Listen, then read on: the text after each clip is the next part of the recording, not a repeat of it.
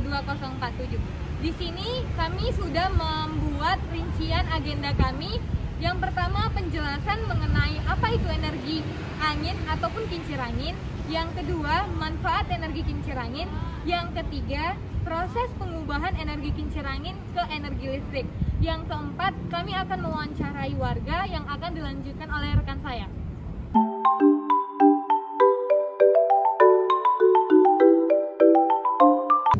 Halo guys, kenalin nama saya Christine Bubang dengan NIM 1122031.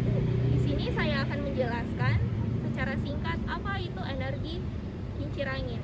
Energi kincir angin merupakan energi yang bersumber dari angin yang digunakan untuk memutar baling-baling atau kincir yang menghasilkan energi listrik demi pemanfaatan lingkungan masyarakat. Selanjutnya, proses dan manfaat akan disampaikan oleh teman saya.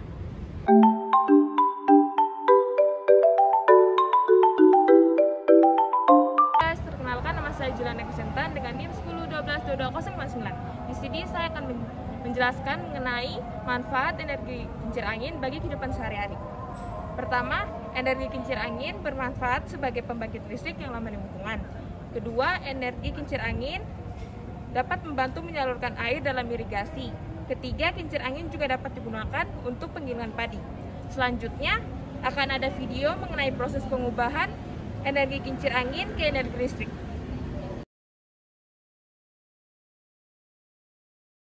Pembangkit listrik tenaga angin, yang disebut juga dengan pembangkit listrik tenaga bayu, adalah pembangkit listrik yang mengkonversi energi angin menjadi energi listrik dengan memanfaatkan kincir angin untuk memutar rotor generator. Sumber energi angin sangat potensial dikembangkan di Indonesia karena murah, ramah lingkungan, dan ketersediaannya berkelanjutan. Awalnya, penggunaan turbin angin difungsikan untuk kegiatan penggilingan padi atau keperluan irigasi para petani. Penggunaan turbin angin sebagai pembangkit listrik pertama kali ditemukan di Skotlandia pada tahun 1887. James Split merupakan seorang sarjana yang menggunakan turbin angin untuk mengisi baterai yang berfungsi sebagai penerangan rumah. Ilmuwan Amerika bernama Charles F. Bruce mengembangkan turbin otomatis untuk menghasilkan listrik. Perkembangannya semakin pesat hingga tahun 1900. Denmark mempunyai kurang lebih 2.500 kincir angin yang digunakan untuk memenuhi keperluan penggilingan, pompa, hingga pembangkit listrik.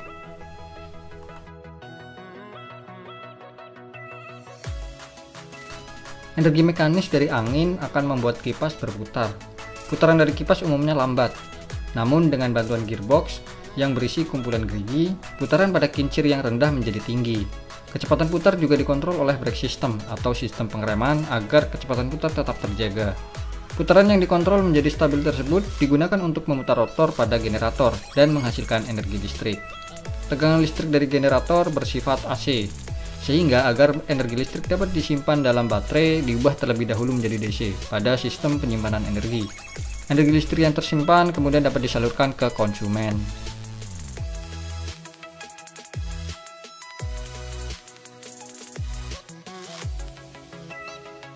Angin merupakan sumber energi terbarukan, sehingga tidak akan pernah habis. Sebagai sumber energi yang sifatnya jangka panjang, tentu angin bisa diandalkan selamanya. Tenaga angin tidak menghasilkan emisi, sehingga minim menghasilkan hujan asam maupun gas rumah kaca.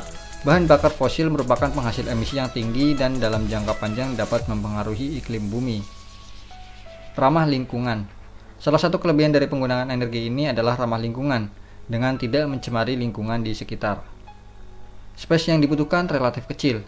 Jika dibandingkan dengan pembangkit listrik jenis lain, PLTB hanya memerlukan bangunan beberapa meter guna membentuk pondasi turbin angin.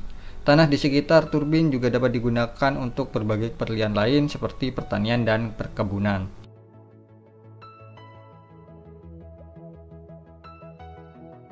Angin bersifat tidak mudah diprediksi. Hal ini sama seperti tenaga surya. Walaupun tak terbatas, namun kurang begitu bisa diandalkan pada saat-saat tertentu. Biaya pembangunan cukup besar. Selain itu, pembangunannya juga harus jauh dari sumber beban serta memerlukan transmisi berbiaya tinggi. Perawatan PLTB relatif mahal. Selain cost maintenance turbin angin yang mahal, usia pakai turbin juga tergolong singkat. Ancaman bagi kehidupan hewan.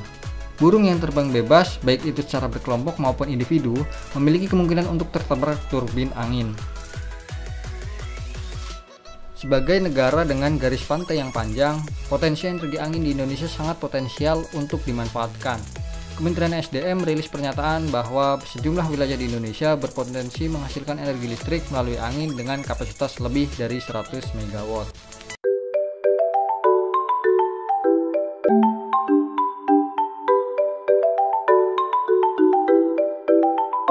Halo, nama saya Vincentius, NIM saya 101222011.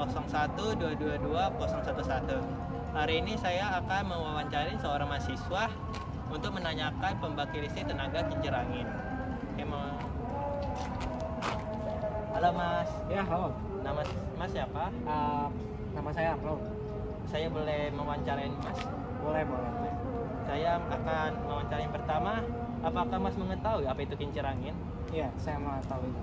Apa itu kincir angin, Mas? Kincir angin itu sebuah balon-balon besar yang digerakkan oleh angin yang energinya itu disimpan pada generator gitu, setahu saya. Apakah kincir angin ini di Indonesia ini khususnya di Kebayoran sudah diterapkan? Di kawasan padat penduduk ini saya belum melihat sama sekali kincir angin.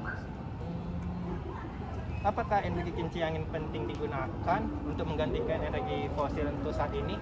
Untuk saat ini boleh digunakan. Menurut Mas kenapa boleh digunakan?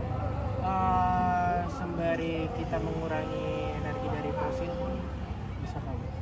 Oke Mas, makasih ya Mas untuk wawancaranya. Ya. Maaf mengganggu waktu Mas. Ya.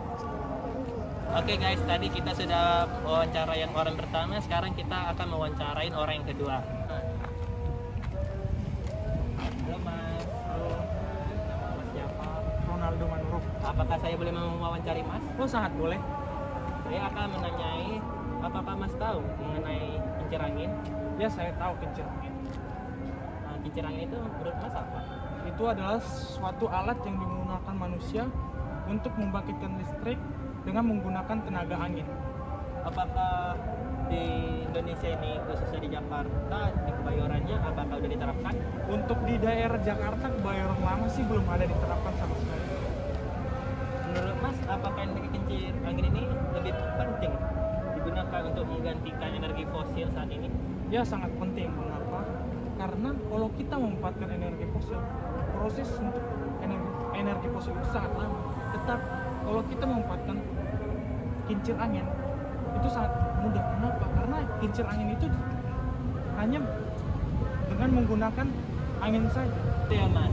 Ya, begitu. Makasih ya Mas. Ya. Maaf mengganggu waktunya. Nggak apa-apa.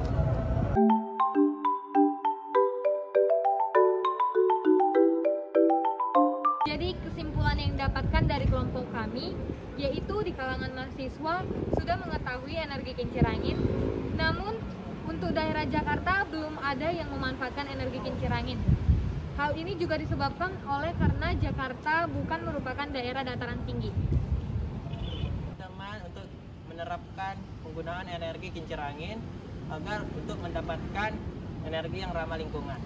Sekian dari hasil kampanye kami mengucapkan terima kasih. Bye-bye. Bye.